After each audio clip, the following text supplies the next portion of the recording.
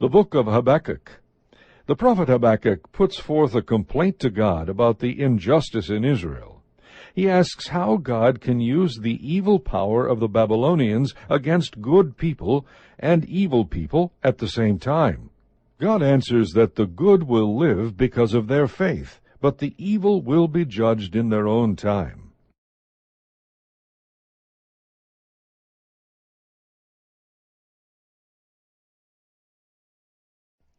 The book of Habakkuk, chapter 1.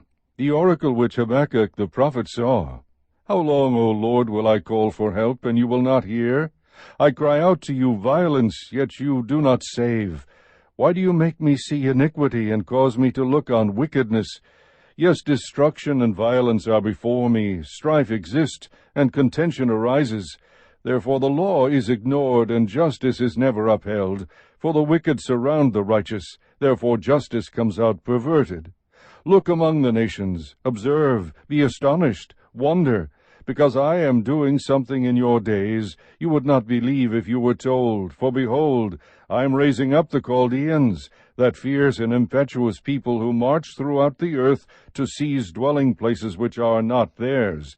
They are dreaded and feared. Their justice and authority originate with themselves. Their horses are swifter than leopards and keener than wolves in the evening. Their horsemen come galloping, their horsemen come from afar. They fly like an eagle swooping down to devour. All of them come for violence. Their horde of faces moves forward, they collect captives like sand. They mock at kings, and rulers are a laughing matter to them. They laugh at every fortress and heap up rubble to capture it. Then they will sweep through like the wind and pass on, but they will be held guilty, they whose strength is their God. Are you not from everlasting, O Lord my God, my Holy One? We will not die. You, O Lord, have appointed them to judge, and you, O Rock, have established them to correct.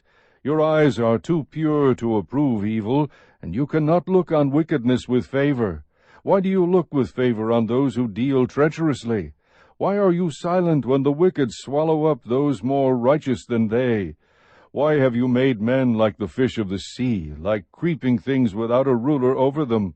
The Chaldeans bring all of them up with a hook, drag them away with their net, and gather them together in their fishing net.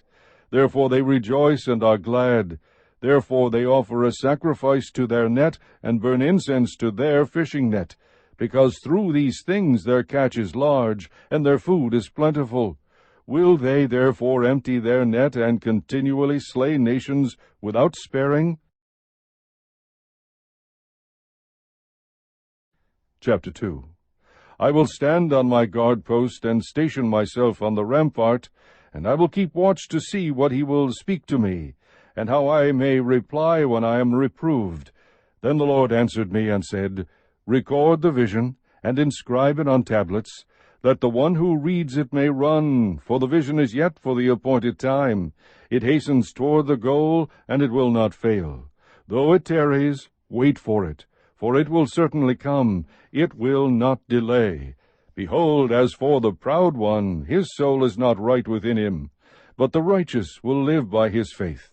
Furthermore, wine betrays the haughty man, so that he does not stay at home. He enlarges his appetite like Sheol, and he is like death, never satisfied. He also gathers to himself all nations, and collects to himself all peoples.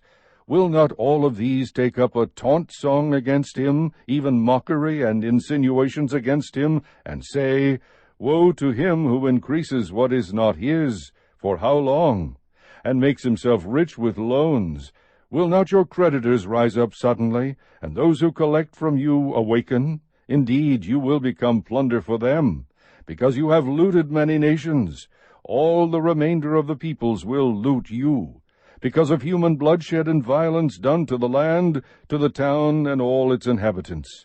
Woe to him who gets evil gain for his house, to put his nest on high, to be delivered from the hand of calamity.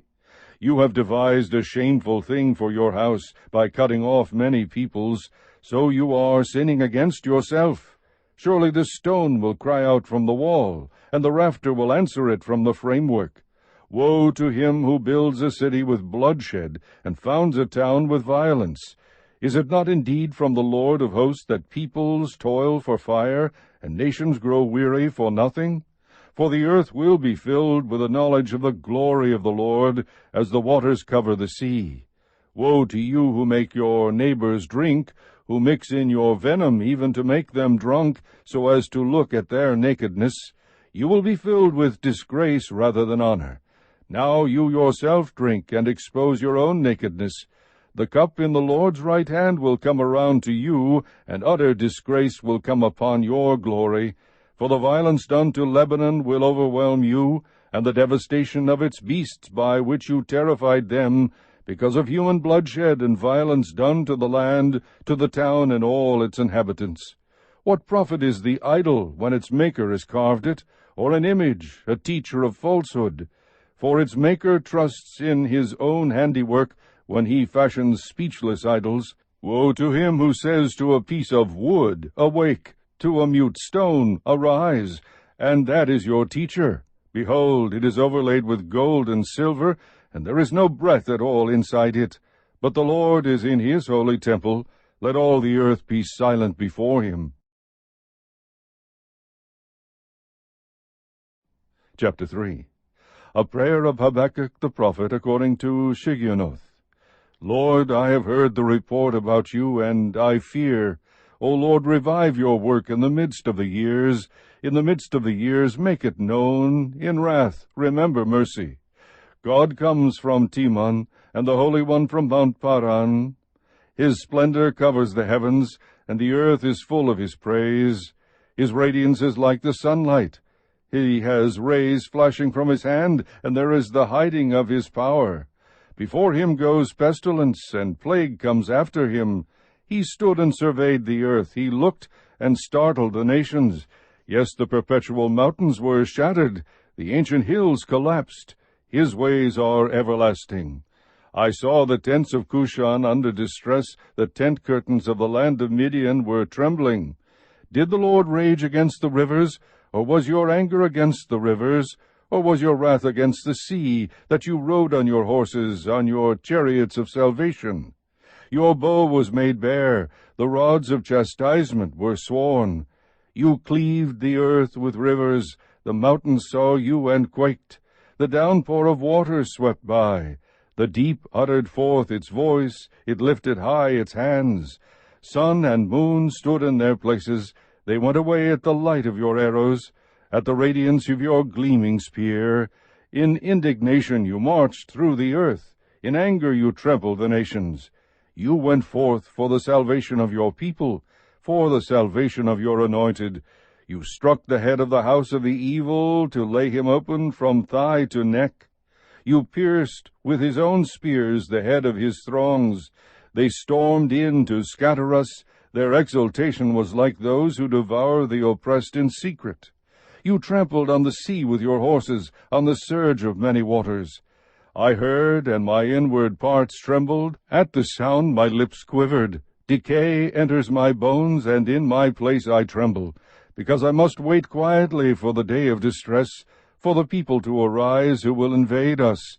Though the fig tree should not blossom, and there be no fruit on the vines, though the yield of the olive should fail, and the fields produce no food, though the flock should be cut off from the fold, and there be no cattle in the stalls, yet I will exult in the Lord, I will rejoice in the God of my salvation.